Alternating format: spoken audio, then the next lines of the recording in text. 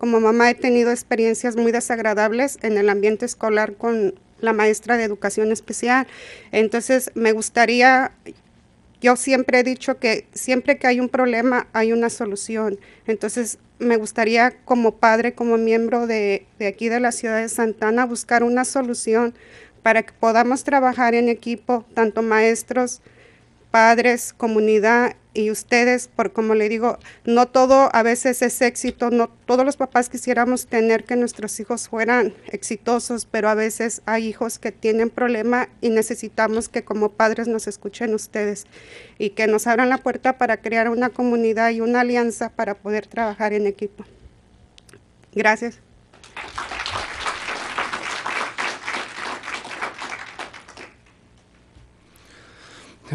Good evening, my name is Dolores. I'm a mother of 5 children, and I'd like to thank the board for taking the time to listen to our comments, to listen to our group here tonight, and the testimonies that you're hearing and that you will hear are true stories, and the ones that you're hearing tonight and the ones you've heard before.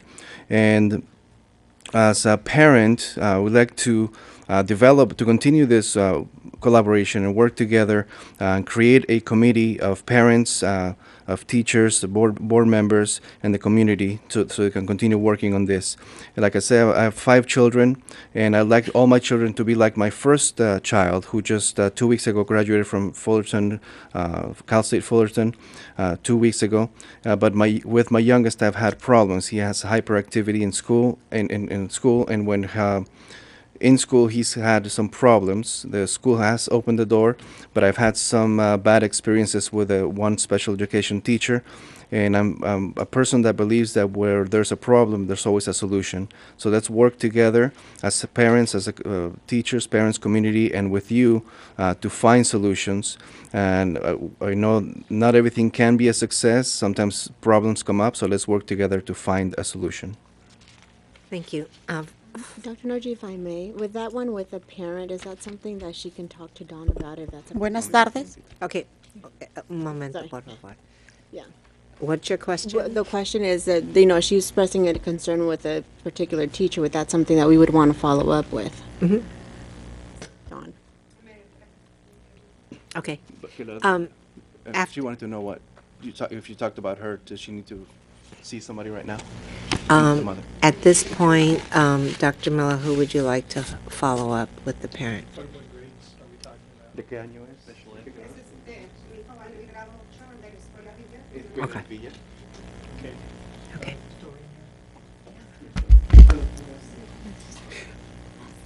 Okay, and after Maricela Reyes will be the last speakers, Gloria Alvarado, Ignacio Rios, Dulce Saavedra, Rafael Solozano.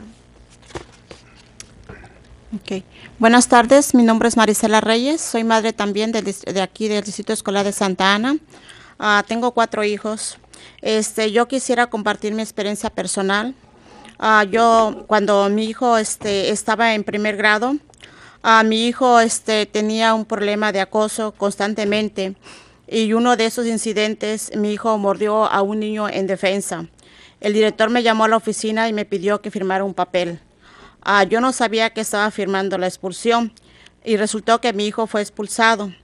Pero yo quisiera que en vez de que los padres, el director primero vea el problema de a raíz de lo que está pasando con nuestros hijos antes de poder llegar a un término de expulsión o de decidir con los alumnos y no mirar el problema de atrás. Gracias a que yo pude hablar con el director y poderles poner que mi hijo era menor de edad en ese entonces, tenía 6 años. Y yo pude hablar con él y decirle que le diera una segunda oportunidad a mi hijo, hablar con el padre del otro niño y hablar conmigo y pedir una disculpa a ambos porque el otro niño que lo acosaba constantemente, mi hijo ya estaba muy abrumado con todo esto y él en defensa mordió a ese niño. Pero los maestros o lo que son los maestros no miran el problema antes. A nosotros como padres creemos que es muy importante crear un ambiente escolar positivo y ese es mi punto de vista. Quiero que que no los demás jóvenes, los demás niños no pasen por este problema que yo pasé. Es un problema muy desagradable en el que mi hijo y yo padecimos en ese momento. Mi hijo ya va en el 9º grado, pero si yo no me hubiera puesto a las pilas, quizás en ese momento el director hubiera expulsado a mi hijo y mi hijo estuviera en otra situación que sería muy diferente.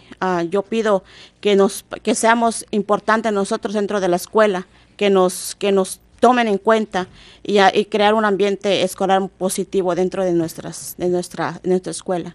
Gracias.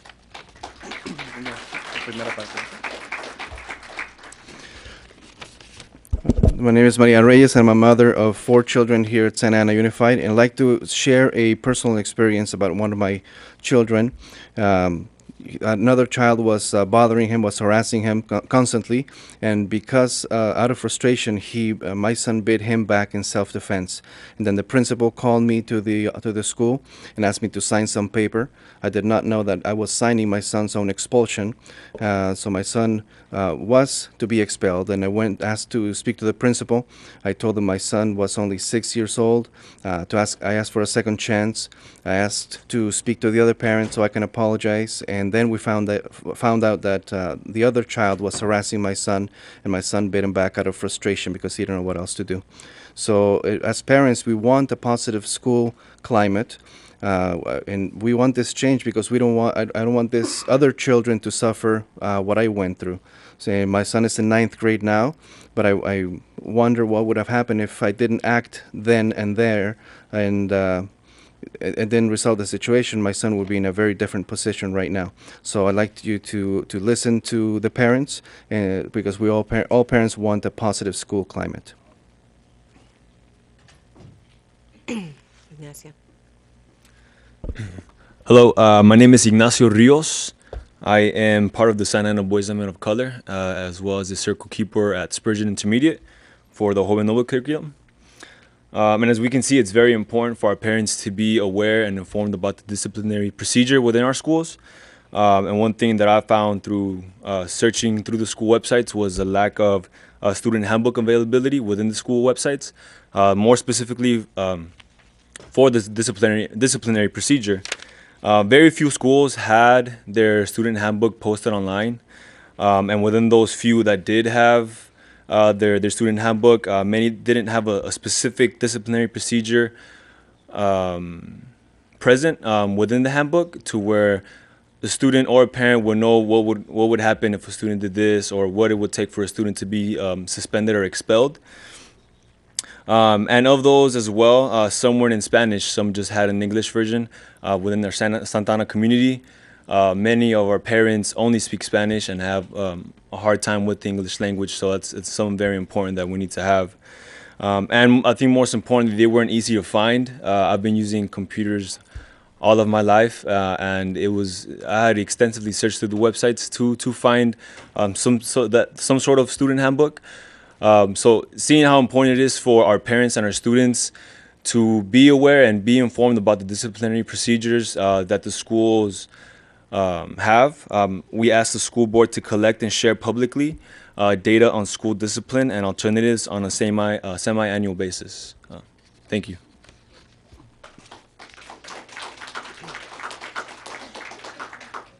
Hi, my name is Dulce Saavedra. I'm from Building Healthy Communities and also from the Youth Empowerment Network from KidWorks.